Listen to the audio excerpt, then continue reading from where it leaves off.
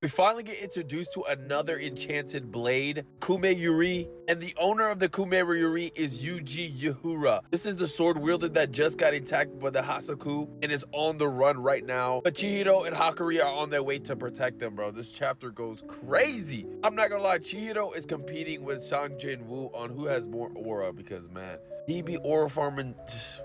Beginning of this chapter, we start off with the sword wielder Yuji thinking about Kunishige. The first time he gave him the blade, tells him that this one, Kume-Yuri, is like suited for him, fighting for Rukahira. After the war, he requested everyone to give back the enchanted blade, so he did. And he didn't hear a word from him for 15 years.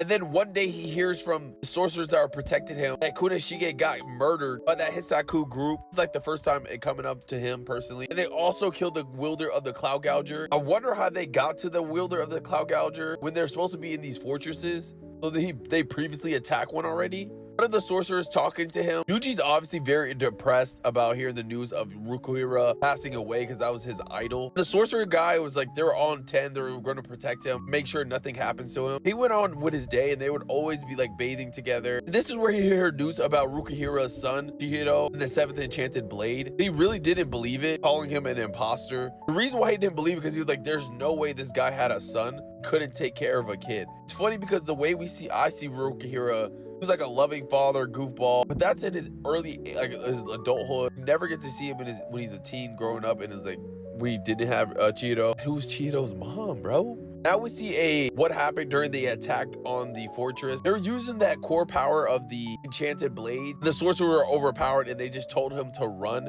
that they called the government for more protection. He tells them to go to the train station. That's where the bodyguard's gonna be, like Chihiro and Hakari. He's wondering like what level of these guys gotta be like. You gotta be like Azuma or Hayuki's level to even be stronger than the sorcerer that would protect him first. Hakari's the first person to make contact with him. I guess him and Chihiro got split up looking for him at the train station. Hakari looks and sees that he's like wielding a sword. Also, they spot like 3 or 4 sorcerers coming for him that work for the Hasaku. And the sword he's wielding is just a defensive sword. It's not like an enchanted sword. And he sees a flashback of Chihiro telling him a person makes a contract with the enchanted blade and they don't have that blade, they don't have sorcery. That's why they need bodyguards. So as they're getting attacked by these sorcerers at the train station, Hakari comes in front of him trying to protect him, activates his power, but it was too early for him to do it because the auction was like 2 days ago. He passes out as the sorcerer rush in. Doji pulls out his defensive sword and starts going ham on these guys. They had no chance. He didn't even need his enchanted blade. He even thought he was rusty. He noticed that they weren't pulling out that move they were at the fortress with the enchanted blade, spiritual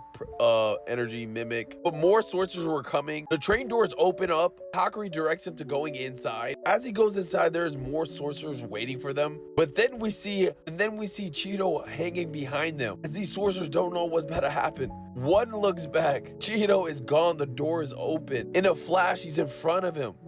Where did he go? They're all dead, and just look at his eyes, bro. This is my favorite panel of all of Kagurabachi, bro. Like, oh my god. He thinks back about calling him an imposter as Chihiro walks up to him and says, "We are your protectors. We promise not to let you die." As he sees the resemblance between Chihiro and Kunishige, he then instinctually just yells out, "I can fight for your sake again, Mr. Rukahira." Chihiro's obviously confused that he doesn't have this crazy dedication to his father. He did also say that his father did talk about him often.